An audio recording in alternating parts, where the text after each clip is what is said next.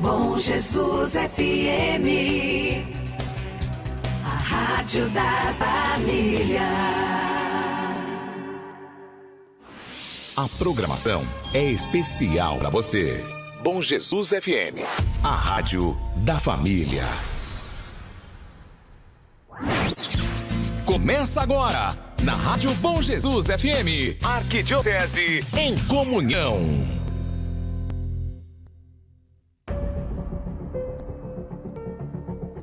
Olá, muito bom dia, ouvinte da rádio. Olá, muito bom dia, ouvinte da rádio Bom Jesus FM 92.7. Estamos iniciando uma edição especial do Arquidiocese em Comunhão, neste dia 8 de outubro, dia do nascituro. Nós celebramos a vida nascente hoje na Santa Igreja Católica e gostaríamos que esta celebração se estendesse para todas as pessoas de boa vontade. Porque se nós falamos de justiça e falamos de defesa da vida, a vida mais atacada atualmente é a vida nascente.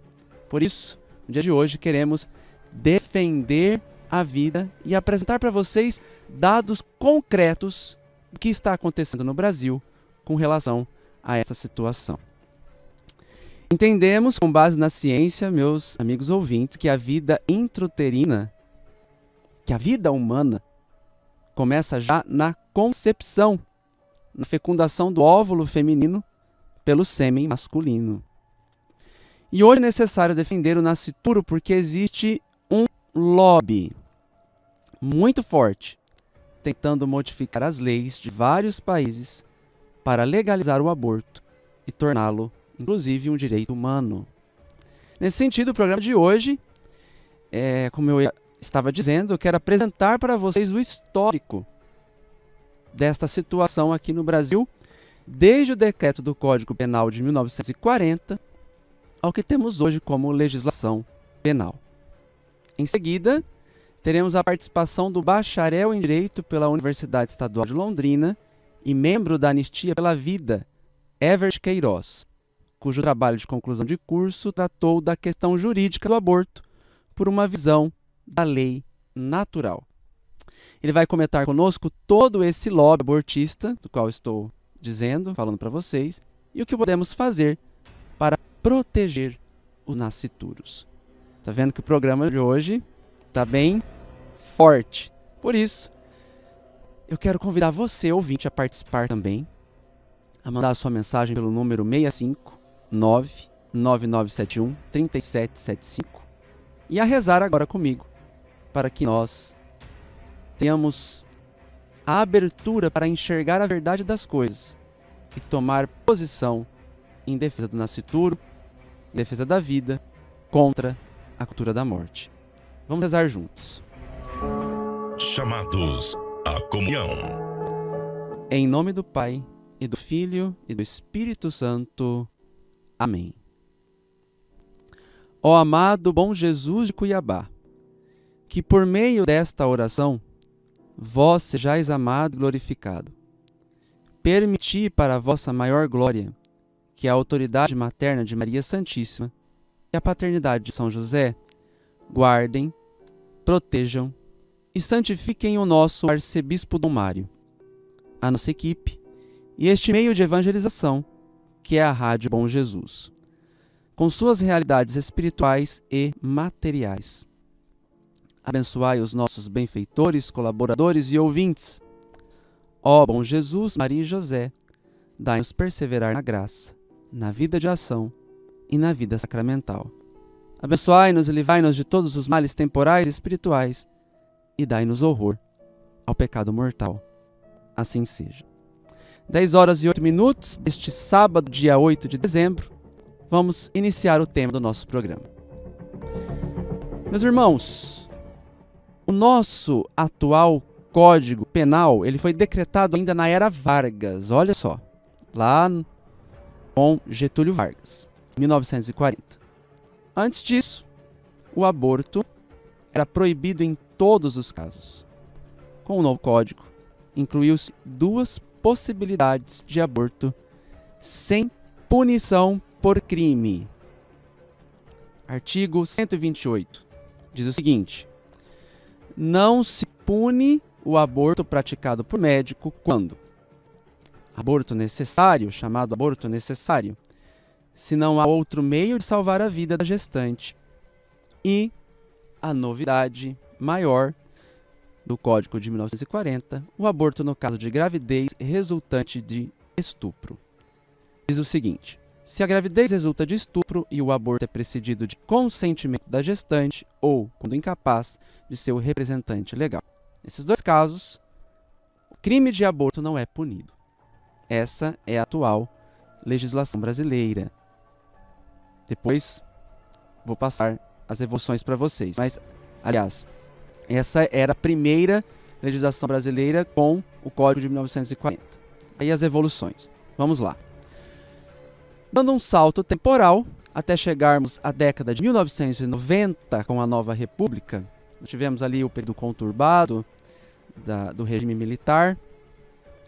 E em 1994 houve a Conferência do Cairo, promovida pela ONU, que advogou, entre tantas coisas, pelos chamados, abre aspas, direitos reprodutivos, fecha aspas, que significa, na prática, direito ao aborto. Depois disso, vários países começaram a investir para mudar as suas leis sobre o tema. Por isso, no ano seguinte, o Papa São João Paulo II escreveu a encíclica Evangelium Vitae, denunciando o que estava acontecendo. Bem, o que competia ao Brasil. Já em 1997, o nosso Congresso apresentou uma proposta de regulamentação dos casos de possibilidade de aborto previsto em lei. O caso de aborto para mulheres que foram violentadas e no caso de risco para gestante. Segundo o projeto, os hospitais credenciados pelo SUS seriam obrigados. Aí haveria uma obrigação de atender no máximo em 7 dias solicitação de aborto quando a gravidez resultasse de estupro ou pusesse em risco a vida da gestante. Essa foi a primeira ação. Em 1998, então, o ministro da Saúde, José Serra, assinou uma norma técnica para regulamentar o atendimento de mulheres vítimas de estupro, em que indicava os tipos de abortamentos possíveis para cada vítima: dilatação do colo do útero e curetagem ou aspiração manual intrauterina. Em 1999, nas discussões para a revisão do Código Penal, propôs-se a ampliação dos casos permitidos para abortamento, mas não avançou. Finalmente, em 2002, o governo federal lançou o segundo Plano Nacional dos Direitos Humanos. Neste documento, que expressava a intenção do governo federal para os próximos anos, pedia-se, número 179, apoiar a alteração dos dispositivos do Código Penal referentes ao estupro, atentado violento ao pudor, posse sexual mediante fraude, atentado ao pudor mediante fraude e, negrito, para nós aqui, é o que interessa neste momento, o alargamento dos permissivos para a prática do aborto legal, em conformidade com os compromissos assumidos pelo Estado brasileiro no marco da Plataforma de Ação de Pequim. Depois da Conferência do Cairo, houve a Conferência de Pequim, em que novamente a ONU impulsionava a agenda de legalização do aborto em vários países. Bom, terminou 2002, novas eleições, novo governo federal. A partir de 2003, já no novo governo, outros projetos surgiram. No ano de 2004, o então presidente lançou o Plano Nacional de Políticas para as Mulheres, que dizia, abre aspas, o plano traduz em ações o compromisso assumido pelo presidente, quando de sua eleição em 2002, de enfrentar as desigualdades entre mulheres e homens em nosso país e reconhece o papel fundamental do Estado através de ações e políticas públicas no combate a estas e outras desigualdades sociais. Neste documento, no ponto C2, página 16, apresenta-se como um dos objetivos garantir os direitos sexuais e direitos reprodutivos das mulheres. Lembra dessa palavra, direitos reprodutivos? No ponto 6 da página 18, o documento coloca como uma das prioridades revisar a legislação punitiva que trata da interrupção voluntária da gravidez, ou seja, aborto. Em 2005, o Ministério da Saúde lançou a norma técnica com o nome Atenção Humanizada ao Abortamento. Nesta norma, orienta-se os médicos a fazerem o aborto a partir do depoimento da mulher. Diz o documento: o Código Penal não exige qualquer documento para a prática do abortamento nesses casos, e a mulher violentada sexualmente não tem o dever legal de noticiar o fato à polícia. Deve-se orientá-la a tomar as providências policiais e judiciais cabíveis, mas caso ela não o faça, não lhe pode ser negado o abortamento. O médico e demais profissionais de saúde não devem temer possíveis consequências jurídicas, caso revele-se posteriormente que a gravidez não foi resultado de violência sexual, pois é isento de pena quem, por erro plenamente justificado pelas circunstâncias, supõe situação de fato que, se existisse, tornaria a ação legítima. Em 2005, voltou à pauta por uma comissão tripartite, ou seja, Executivo, Governo Federal, Legislativo e Sociedade Civil, um projeto de lei para descriminalizar o aborto, de autoria do deputado Eduardo Jorge e da deputada Sandra Starlins, ambos do PT. Diz a organização feminista CFEMIA sobre o assunto. Em 1135 foi apresentado pelo deputado Eduardo Jorge e pela deputada Sandra Starlin, PT de Minas Gerais, em 1991.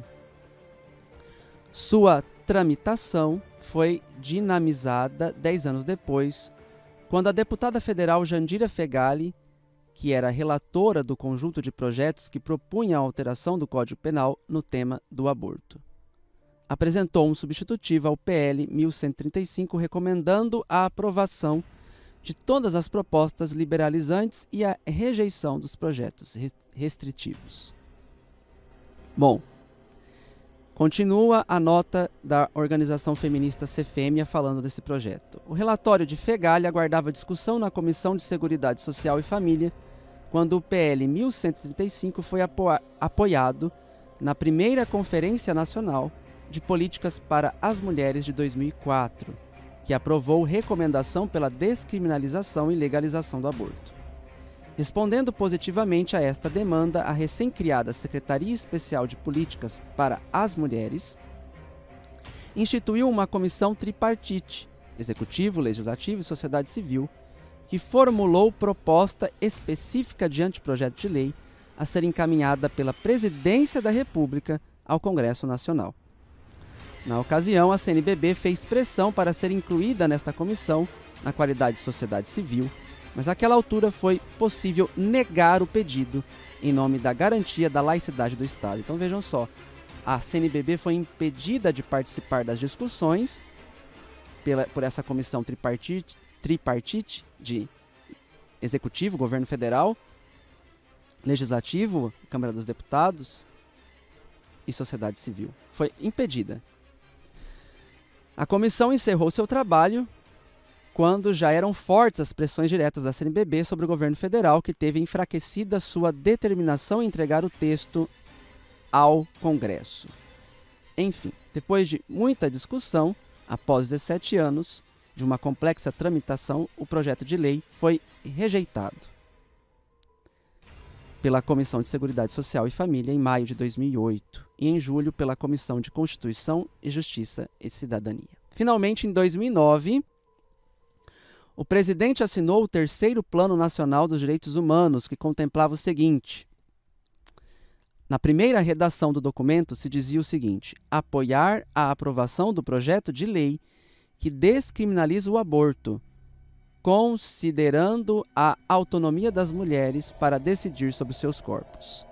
Depois, essa redação foi alterada e agora está desta maneira: considerar o aborto como tema de saúde pública, com a garantia do acesso aos serviços de saúde. Em fevereiro de 2012, a presidente Dilma indicou para a Secretaria das Mulheres Eleonora Menicucci, que em entrevista disse já ter feito 2 abortos e ter viajado à Colômbia para aprender a fazer aborto por sucção. No mesmo ano, o Supremo Tribunal Federal julgou que o aborto de feto anencéfalo não pode sequer ser chamado de aborto.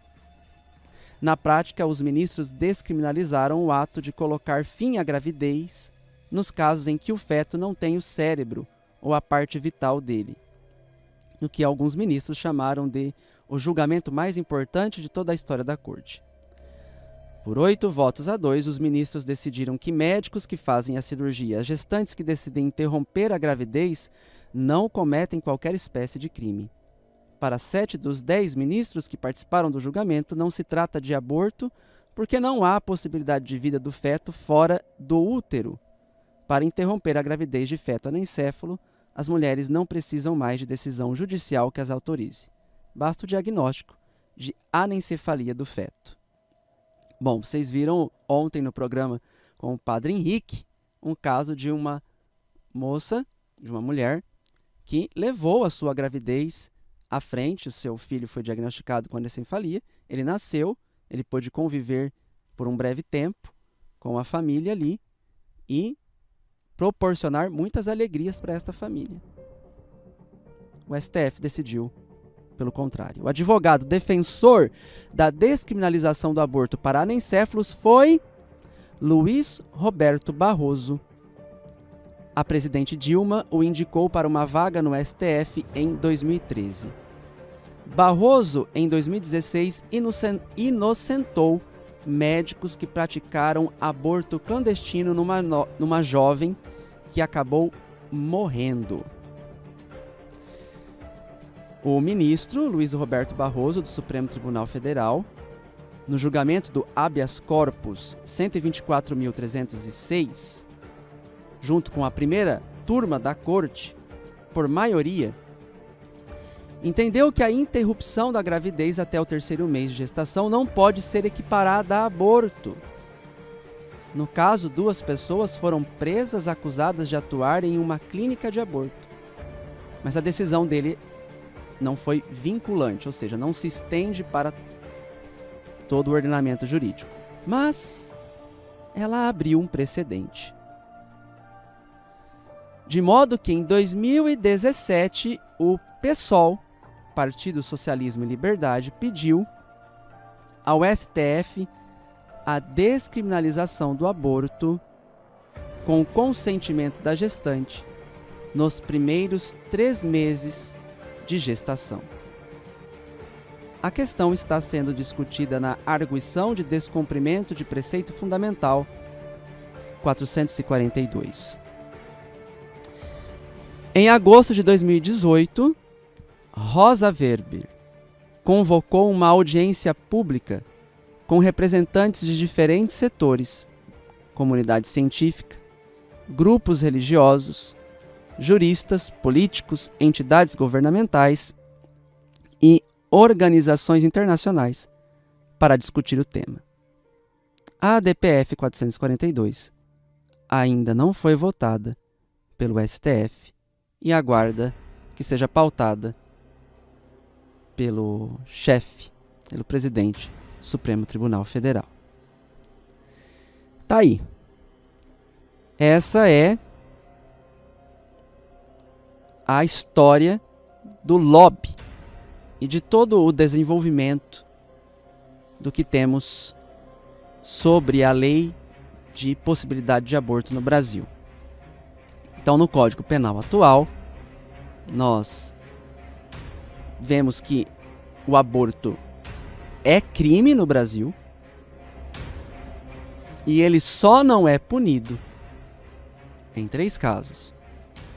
Quando há risco de vida para a gestante, em caso de estupro, e agora também por conta da anencefalia.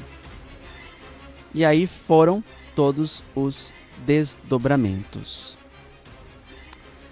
A gente vai para um rápido intervalo e volta daqui a pouco com a participação do advogado, do bacharel em Direito Everett Queiroz. Ele também é membro da Anistia pela Vida e no seu trabalho de conclusão de curso fez uma tese falando a respeito do aborto numa perspectiva do direito natural. E nesse trabalho ele comenta também a respeito da diferença entre legalização do aborto e descriminalização do aborto e, sobretudo, o grave problema do ativismo judicial. Você pode participar conosco ainda pelo número 659-9971-3775. Até daqui a pouco. Estamos apresentando Bom Jesus